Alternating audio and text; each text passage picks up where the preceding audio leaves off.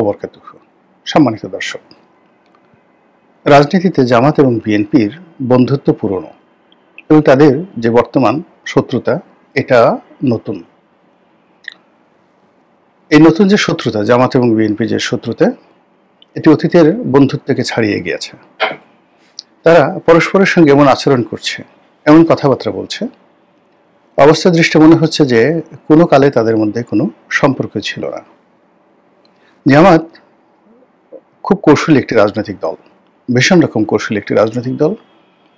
সে তুলনায় বিএনপি আসলে অতটা কৌশলী নয়। বিএনপি সৌভাগ্যের বরপুত্র। বাংলাদেশে যদি রাজনীতি ধরেন, রাজনীতিতে লড়াই করা, সংগ্রাম করা, প্রতিপক্ষকে নাস্তানাবুদ করা, শক্তি প্রয়োগের মাধ্যমে, এটার যদি সুদীর্ঘ ইতিহাস ধরেন, তাহলে কেবল বাংলাদেশ নয়, কেবল পাকিস্তান নয়, পুরো ভারতবর্ষে মূলত সবচেয়ে এফেক্টিভ দল হলো আওয়ামী লীগ। যদি আওয়ামী লীগের সেই 1952-53 সন থেকে আজ অবধি এই ইতিহাস ধরেন, অন্যদিকে মুসলিম লীগ, কংগ্রেস কিংবা বিজেপি, এই দলগুলোর ইতিহাস দেখেন, তাহলে সরাসরি একাধিক সামরিক সরকারকে চ্যালেঞ্জ জানানো, যেমন আইয়ুব খান, ইয়াহিয়া খান, টেক্কা খান, এরশাদ, জিয়াউর রহমান, এই সামরিক সরকার, তার সঙ্গে সঙ্গে 111-এর সামরিক সরকার, এদের সঙ্গে লড়াই করা, সংগ্রাম করা, তারপরে আবার তাদেরকে আলোচনার টেবিলে বসানো এবং তাদের কাছ থেকে ক্ষমতা ছিনিয়ে নেওয়া, আদায় করা, নেগোসিয়েশন করা, এই ইতিহাস, এইরকম ইতিহাস বাংলাদেশে তো বটেই, পাক ভারত উপমহাদেশে অন্য কোনো রাজনৈতিক দলের নেই। আপনি দেখুন, ইমরান খানের মতো একজন ক্যারিশমেটিক ব্যক্তিত্ব, সে সামরিক বাহিনীর সঙ্গে নেগোসিয়েশন করতে পারল না, কিন্তু আওয়ামী লীগ সবসময়ই সামরিক বাহিনীর সঙ্গে নেগোসিয়েশন করেছে, নেগোসিয়েশনের আগে তাদের বিরুদ্ধে লড়াই করেছে, সংগ্রাম করেছে এবং তাদেরকে আলোচনার টেবিলে বসতে বাধ্য করেছে। এর বাইরে রাজনীতিতে ঘৃঙ্গি, রাজনীতিতে শক্তি প্রয়োগ এবং জ্বালাও পোড়াও বলতে যা কিছু বোঝা যায়, পুরোটাই আওয়ামী লীগ পুরো জমানা জুড়ে সেই প্রতিষ্ঠার পর থেকে তারা সবসময় করে আসছে। তারা তাদের যে প্রতিপক্ষ রাজনৈতিক নেতৃবৃন্দ, রাজনৈতিক দল, তাদেরকে কখনো ঘুমাতে দেয়নি। তো এই যে তাদের যে ইফেক্টিভনেস, সেটা সামরিক বাহিনীর বিরুদ্ধে, সামরিক শাসনের বিরুদ্ধে, পুলিশের বিরুদ্ধে, রাষ্ট্রের বিরুদ্ধে, কখনো কখনো রাজনৈতিক দলের বিরুদ্ধে। এই মারামারি কাটাকাটির এই আন্দোলনের সংস্কৃতি পাক ভারত উপমহাদেশে অন্য কোনো রাজনৈতিক দলের এইরকম সফলতার ইতিহাস নেই যেভাবে আওয়ামী লীগের আছে। তো সেই তুলনায় বিএনপি আওয়ামী লীগের কাছে শিশু। বিএনপির অনেক সফলতা, এটা সৌভাগ্য। আওয়ামী লীগের কারণ হতে পারে, অন্য রাজনৈতিক দলের কারণ হতে পারে, কিন্তু সবচেয়ে বড় ব্যাপার হলো প্রকৃতি অবারিতভাবে বিএনপিকে সুযোগ করে দিয়েছে। 75 15 আগস্টের পরে জিয়াউর রহমানের সুযোগ, 1991 সালে বিএনপির সুযোগ, 2001 সনে বিএনপির সুযোগ। এই সুযোগের মানে কোনো কার্যকারণ নেই। আর বিএনপি কখনো কখনো সেই সুযোগ সুন্দরভাবে কাজে লাগাতে পেরেছে, আবার কখনো কখনো তারা সেই সুযোগ কাজে লাগাতে পারেনি। তাদের সৌভাগ্যকে তারা নিজেরা নিজের পায়ে দমন করেছে। কিন্তু কৌশল, চক্রান্ত, সন্ত্রাস, ধারাবাহিকভাবে এই কাজগুলো আসলে বিএনপি কখনো অন্য প্রতিপক্ষের মতো করতে পারেনি। বিএনপির লোককে মেরে ফেললেও, খুন খারাপি করে ফেললেও তারা কোনোদিন রাজাকার হতে পারবে না, তারা কোনোদিন আলবদর হতে পারবে না, কোনোদিন আর শামস হতে পারবে না।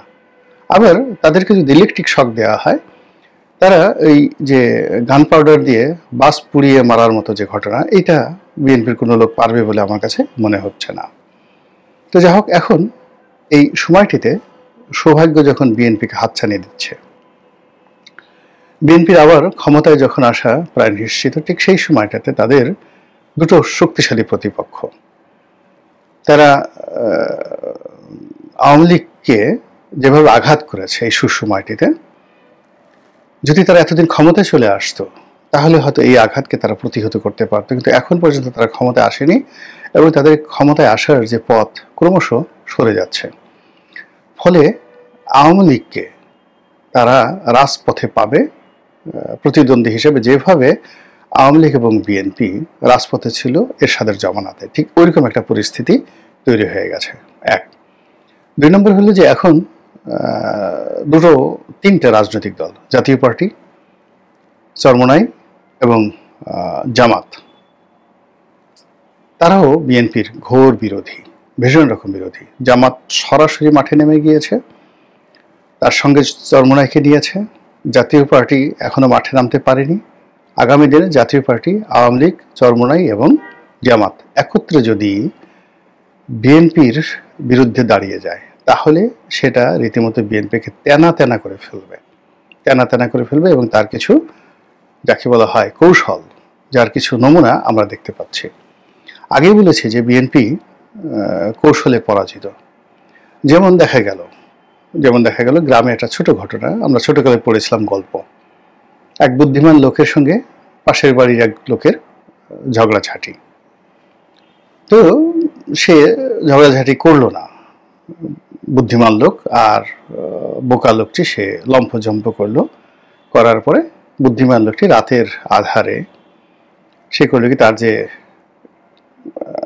একটি শস্য ক্ষেত ছিল, সেই শস্য ক্ষেত মানে একটা শাকের বাগান ছিল, সবজির বাগান ছিল, সেই বাগানে কয়েক কেজি চিনি সে ছিটিয়ে দিল, আর সেখানে পিঁপড়ে এসে সেই সবজি বাগানটা নষ্ট করে দিল।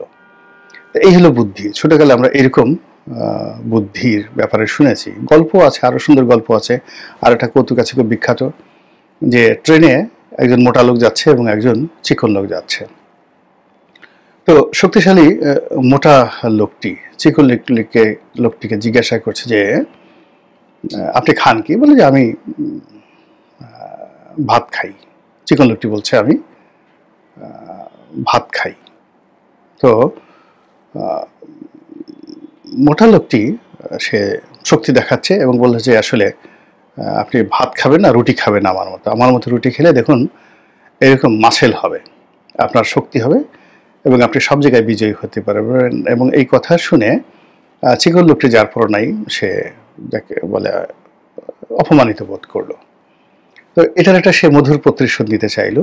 তখন চিকন লোকটি দাঁড়িয়ে, ট্রেনটি যখন চালু করা শুরু করলো, সে তখন চেনের যে চেইন রয়েছে ট্রেনের, যেটা টানলে ট্রেন থেমে যায়, তো সেটা খুব চেষ্টা করতেছে টানার জন্য, কিন্তু সে পারছে না, এরকম একটা ভাব দেখাচ্ছে। তো মোটা লোকটি কোনো রকম চিন্তা ভাবনা না করে সে একটা টান দিয়ে ট্রেনটা থামিয়ে দিল। সঙ্গে সঙ্গে টিটি চলে আসলো, ট্রেনের যারা হর্তাকর্তা তারা চলে আসলো, কে টান দিয়েছে। তো ওই রুমে যারা বসা ছিলেন সবাই থেকে মোটা লোককে দেখিয়ে দিল কেন টান দিয়েছে। তো মোটা লোক কিছু বলতে পারছিল না, তাকে 500 টাকা জরিমানা করা হলো। সে মুখ কালো করে বসে আছে। তখন চিকন লোকটি বললেন যে সবসময় রুটি খাবেন না, মাঝে মধ্যে আমার মতো ভাত খাবেন, তাহলে মাথায় বুদ্ধি হবে। তো এখন এই যে জুলাই আগস্ট পরবর্তী যে একটি বছর, সেই একটি বছরে বিএনপিকে ছলে বলে কৌশলে লোভে লালসার জালে ফেলে জামাত এমন একটা জায়গাতে নিয়ে গেছে, সেখানে চাঁদাবাজি কারা করে, টাকা পাচার কারা করে, গুন্ডামি কারা করে, বদমাইশি কারা করে, এটার একটা ট্যাগ আলটিমেটলি বিএনপির বিরুদ্ধে তারা সফলভাবে দিতে পেরেছে। দ্বিতীয়ত, এক জালেম গেছে আরেক জালেম আসবে, আরেক জালেমকে এই ট্যাগটাও জামাতের লোকজন সুকৌশলে দিয়ে ফেলেছে। কিন্তু জামাত যেভাবে কৌশল করে, তাদের বন্ধু চরমোনাই ওভাবে কৌশল করে না। তারা একেবারে বরিশালের মানুষ তো সাহসী, সঙ্গতের কারণে সাহসী, ডাইরেক্ট বিএনপিকে আক্রমণ করে, তারপরে তারেক রহমান সাহেবকে আক্রমণ করে যে সকল কথাবার্তা বলেছে, এটা বিএনপির জন্য এই মুহূর্তে একটা বিরাট বেইজ্জতি। তারেক রহমান সাহেবের জন্য একেবারে রীতিমতো বজ্রপাত। তারেক রহমান সাহেবকে মিলিটারি ধরে নিয়েছিল 111-এর সময়, তাকে বেদম প্রহার করেছিল, তার পিঠের হাড্ডি ভেঙে দিয়েছে, কোমর ভেঙে দিয়েছে। এই কথাগুলো সম্মানের নয়, মর্যাদার নয়। এই কথাগুলো যতবারই আসবে ততবার যেটা হবে, সেনাবাহিনীর সঙ্গে বিএনপির সম্পর্ক এটা অবনতি হবে। এবং তারেক রহমান সাহেবকে কেন সেখানে ধরে নিয়ে যাওয়া হয়েছিল, কেন মারা হয়েছিল এবং হাড্ডি ভেঙে দেওয়া হয়েছিল, যেটা বাংলাদেশের কোনো রাজনীতিবিদদের করা হয়নি। আর তারেক রহমান সাহেব তো শহীদ প্রেসিডেন্ট জিয়াউর রহমান সাহেবের ছেলে, তারপরে বেগম জিয়ার ছেলে এবং বেগম জিয়া এবং জিয়াউর রহমান সাহেব দুজনই সেনাবাহিনীর মধ্যে অত্যন্ত জনপ্রিয়। তাহলে সেক্ষেত্রে তারেক রহমান সাহেবের ব্যবহার, আচার আচরণ নিঃসন্দেহে সেনাবাহিনীর কাছে এতটা বিরক্তিকর ছিল এবং সেনাবাহিনীকে এতটা বিক্ষুব্ধ করে তুলেছিল, যার কারণে দেখা গেল যে জিয়াউর রহমান সাহেবের যে লিগেসি বা বেগম জিয়ার যে লিগেসি, অর্থাৎ তাদের যে ঐতিহ্য রয়েছে, সুনাম সুখ্যাতি রয়েছে, এইগুলোকে পরোয়া না করেও তাকে ওখানে ধরে নিয়ে যাওয়া হয়েছিল। এই কথাটি অত্যন্ত নির্মমভাবে, নিষ্ঠুরভাবে বরিশালের আঞ্চলিক ভাষায় হাজার হাজার মানুষের মধ্যে যেভাবে চরমোনাইয়ের পীর সাহেব, ছোট পীর ওরফে নায়েবে আমির, তিনি এত সুন্দরভাবে তুলে ধরেছেন যেটা রীতিমতো বাংলাদেশে ভাইরাল হয়ে গেছে। এবং তার মতো অত সুন্দর করে আমরা বলতে পারবো না যে তোমাদের নেতা তারা যে মিলিটারি ধরে নিয়ে গেছিল, নিয়ে যে কোমর ভেঙে দিছে, কেমনি এমনি দিছে, সে কি ভালো মানুষ? এই যে তার যে বক্তব্য, এই বক্তব্যের পেছনে জামাতের কৌশল রয়েছে। এই কৌশল মোকাবেলা করার মতো অবস্থা বিএনপির হয়নি এখন পর্যন্ত। বিএনপি রাগ হচ্ছে, মনে মনে স্বপ্ন দেখছে যে আবার ক্ষমতা এসে নেই, ক্ষমতা যদি আসে এই বছর জামাতকে এমন শিক্ষা দেব যেটা আওয়ামী লীগও দিতে পারেনি। অথবা আবার যদি ক্ষমতায় আসি, ক্ষমতা আসার পরে সেই যে মেয়র নির্বাচন করতে গিয়ে জামাতের নায়েবে আমির তার মানে দন্ত মোবারক যেভাবে আঘাতপ্রাপ্ত হয়েছে, রক্তাক্ত হয়েছে, যেভাবে শহীদ হয়েছে, ওভাবে অত সহজে আমরা ছাড়বো না। আমরা এমন ডলা দেব, পাটার উপর পুতা রেখে যেভাবে ঘষে মরিচ বাটা দেয় ওইরকম বাটা দেব। কিন্তু এগুলো সব মনে মনে, কেউ বলেনি এই কথা, বাট আমরা বুঝতে পারি। কিন্তু এগুলো কাজ হবে না, কাজ হবে না এই কারণে একটার পর একটা জটিল বিষয় তৈরি হয়ে যাচ্ছে রাজনীতিতে, সামাজিকতায়, নির্বাচনী এলাকায় এবং আরও বহু ক্ষেত্রে, যেগুলো আসলে বিএনপি মোকাবেলা করতে পারছে না। জামাত কখনো সামনে এগোচ্ছে, কখনো পেছনে চলে যাচ্ছে, কখনো লুকোচুরি করছে, কখনো ভালো মানুষ হচ্ছে, কখনো সামনে এসে কথা বলছে, আবার কখনো পিছনে চলে যাচ্ছে।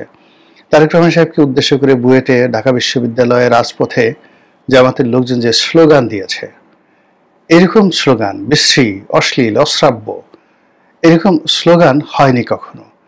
এখন তারা এই যে একজন জাতীয় নেতার পশ্চাৎ দেশ নিয়ে যে ধরনের কথাবার্তা বলেছে, এখানে যাকে বলা হয় পুংমৈথন, মানে পুরুষের সঙ্গে যে যৌন সম্পর্ক বা পুরুষকে জোর করে রেপ করার বিষয়ে যে ধরনের হুমকি এবং ধামকি দেওয়া হয়েছে, এটা এ যুগে হয়নি, কখনো হয়নি। এমনকি কওমে লুতের জমানাতে এইভাবে যাকে বলা হয় সমকামিতা ব্যাপক বিস্তার লাভ করেছে। কিন্তু আমরা কোরআন হাদিসে এরকম কোনো তাফসিরে এরকম কোনো ঘটনা দেখি না যেখানে মিছিল করে দল বেঁধে কোনো একটা বিশেষ লোককে, তাকে রেপ করার জন্য কওমে লুতের জমানার সেই লোকজন তারা মিছিল করেছে যে অমুকের যাকে বলে আমরা রেপ করব তাকে। এরকম ঘটনা আমরা কখনো দেখিনি। শুধুমাত্র শেষের দিকে যে ঘটনা, সেটা হলো যখন এই কওমে যাকে বলা হয় লুত, তাদেরকে ধ্বংস করার জন্য আল্লাহ রাব্বুল আলামিন ফেরেশতাদের পাঠালেন। তারা খুবই সুন্দর যুবকদের বেশে আসলেন, অনিন্দ সুন্দর যুবকদের বেশে আসলেন। সেই যুবকদের চেহারা, সুরত, তাদের বডি কনস্ট্রাকশন, এগুলো দেখে সেই সমকামীরা পাগল হয়ে গেল, উন্মাদ হয়ে গেল এদের সাথে, মানে যাকে বলে কাম চরিতার্থ করার জন্য। তখন তারা তার পিছনে ধাওয়া করলো। ফেরেশতারা হযরত লূত আলাইহিস সালামের বাড়িতে আশ্রয় নিলেন। এরকম, কিন্তু তারা মিছিল করেনি, তারা ধাওয়া করেছে কিন্তু তারা মিছিল করেনি। কিন্তু এই যুগে তারেক রহমান সাহেবের, মানে তারেক রহমান সাহেবকে বেজ্জতি করার জন্য, তাকে কষ্ট দেওয়ার জন্য, তার সম্ভ্রম হানির জন্য যে মিছিল করা হচ্ছে, সেই মিছিলে যে প্রতিক্রিয়া, সেই প্রতিক্রিয়ায় বিএনপির রাগ হয়ে গেছে। বিএনপির রাগ হয়ে বিএনপির যারা লোকজন আছে তারাও একই ভাষায় তারা সেই রাজপথে মিছিল করেছে। এটা জামাতের একটা বিশাল বিজয়। এই বিজয়ের ফলে তারা যে কর্মটি করেছে, সেই কর্মটিকে জেনারেলাইজ করার জন্য, আরও বাংলাদেশের আনাচে কানাচে ছড়িয়ে দেওয়ার জন্য তারা সর্বোচ্চ চেষ্টা করছে, যাতে করে বিএনপির লোকজন উত্তেজিত হয়, রাগ হয়, গন্ডগোল করে, মারামারি করে, কাটাকাটি করে। এবং জামাতের যে সমস্ত লোকজন রয়েছে, হুজুর আছেন, তাদের তো লোকজন ভালো মনে করেন। এখন তাদের গায়ে কেউ হাত দিলে, তাদের পাঞ্জাবি ছিঁড়ে ফেলে, তাদেরকে ধাওয়া দিলে, তাহলে সেক্ষেত্রে লোকজন চারিদিক থেকে একটা সি সি সি সি রব উঠে যাবে এবং জামাত যে জিনিসটা চাচ্ছে সেটা তখন ঘটে যাবে, এবং সেই দিকে মূলত এখন পরিস্থিতি এগোচ্ছে। দ্বিতীয়ত হলো, যেহেতু জামাত এবং বিএনপির একটা বন্ধুত্ব রয়েছে, এবং একটা সময় চিন্তা করবেন যে বন্ধু যখন শত্রু হয়ে যায় ও মারাত্মক পরিবারে যারা লোকজন হয়ে যায়। এর কারণ হলো বিএনপির শক্তিমত্তা, তার কৌশল তাদের রয়েছে, তার সঙ্গে সঙ্গে বিএনপির অনেক লোকের সঙ্গে জামাতের পারিবারিক সম্পর্ক রয়েছে। তো সেই দিক থেকে জামাত ইচ্ছে করলে বিএনপির যে বিক্ষুব্ধ লোকগুলো যারা তারেক রহমান সাহেবের বিরুদ্ধে আছে, কিছু বলতে পারছে না, তাদেরকে নিউট্রালাইজ করে ফেলতে পারবে, যেটা আওয়ামী লীগ পারবে না, কিন্তু জামাত যেটা পারবে। জামাতের অনেকের সঙ্গে বিএনপির অনেক নেতার পারিবারিক সম্পর্ক রয়েছে, এবং তারা জানে যে কারা কারা এই দলে তারেক রহমান সাহেবকে পছন্দ করে এবং অপছন্দ করে। ফলে এখানে ডিভাইড অ্যান্ড রুল করে তারেক রহমানের বিরুদ্ধ পক্ষকে আলাদা করে ফেলতে পারছে বা পারবে। দ্বিতীয়ত, তারেক রহমান সাহেবের যারা আপনজন, অত্যন্ত আপনজন, যারা এই মুহূর্তে পাওয়ার হাউস হিসেবে কর্মরত, তাদের একজন, দুইজন, তিনজন এদেরকে জাস্ট এরকম একটা রাজনৈতিক কূটনীতির মধ্যে ফেলে দিবে। ফেলে দেওয়ার ফলে তাদের ক্যারিয়ার শেষ, রাজনীতি শেষ, এবং তারা হতাশার সাগরে হাবুডুবু খেতে থাকবে। ইতিমধ্যে দুইজন লোক আপনি গিয়ে দেখবেন যে বিএনপি নেতা বকুল তিনি অসুস্থ হয়ে হাসপাতালে ভর্তি হয়েছেন। এশরাক তিনি ঢাকা সিটি কর্পোরেশন মেয়র পদে বসতে না পেরে হতাশার সাগরে নিমজ্জিত। ওই যে মিরপুরে যে ফুটবলার আমিনুল আছে, সেই আমিনুলের বিরুদ্ধে পুরো মিরপুর অঞ্চলে যে দুর্নাম বদনাম ছড়ানো হয়েছে, তো আমিনুলকে যদি বিএনপি মনোনয়ন দেয়, ওখানে জামাত যদি একটা তাদের যে দাঁড়িপাল্লা যে কোনো একজন, মানে যাকে বলা হয় মিরপুর মাজারের সামনে একটা পাগলা বাবা থাকে বা জটাধারী বাবা থাকে, তার গলায় ঝুলিয়ে দিলেও সেখানে লোকজন তাকে ভোট দেবে, কিন্তু আমিনুলকে ভোট দেবে না। এই যে কাজগুলো টার্গেট করে করে মানে যে কাজগুলো করা হয়েছে, এখন সেটার পক্ষে বিপক্ষে নানা রকম কথা আছে, কিন্তু জামাত এই কাজগুলো করতে অভ্যস্ত, তারা জানে। এটা তাদের এখন প্রথম ফেজ চলছে। তারা এই প্রথম ফেজে জামাতের যারা নেতৃবৃন্দ রয়েছেন তাদেরকে তারা অনেক উচ্চতায় নিয়ে গেছে, বিএনপি নেতৃবৃন্দদেরকে পচিয়ে ফেলেছে। একই সঙ্গে বিএনপির সঙ্গে সরকারের প্রথম ৬-৭ মাস খুবই খারাপ সম্পর্ক গেছে। এখানেও জামাতের একটা পলিসি কাজ করেছে। আবার এখন যে জামাতের সঙ্গে, মানে এখন যে বিএনপির সঙ্গে সরকারের দহরম সম্পর্ক যাচ্ছে, লন্ডন বৈঠক যাচ্ছে, এই যে সরকারের কর্মকাণ্ড এবং বিএনপি সরকারের ব্যাপারে যে নমনীয়তা দেখাচ্ছে, এখানেও আমার কাছে মনে হচ্ছে এটা একটা ট্র্যাপ, এটা একটা ফাঁদ। এই ফাঁদে বিএনপি কোনো রকম চিন্তা ভাবনা না করেই পা দিয়েছে, এবং পা দিয়ে ইতিমধ্যে বিএনপির যে সাংগঠনিক ক্ষমতা, তাদের যে শক্তিমত্তা, এটা তারা অনেকটা হারিয়ে ফেলেছে। ফলে যখন তৃতীয় স্তর শুরু হবে, অর্থাৎ সরকারের পক্ষ থেকে যখন আবার নেগেটিভিটি দেখানো হবে, তখন বিএনপির আর কিছু করার থাকবে না। এবং চতুর্থ স্তরে গিয়ে বিএনপির বিরুদ্ধে যখন অন্যান্য রাজনৈতিক দলকে একই প্ল্যাটফর্মে এনে যদি জামাত কোনো যাকে বলা হয় ফাঁদ পাতে, সেই ফাঁদ থেকে বিএনপি কিভাবে বাঁচে বা বাঁচবে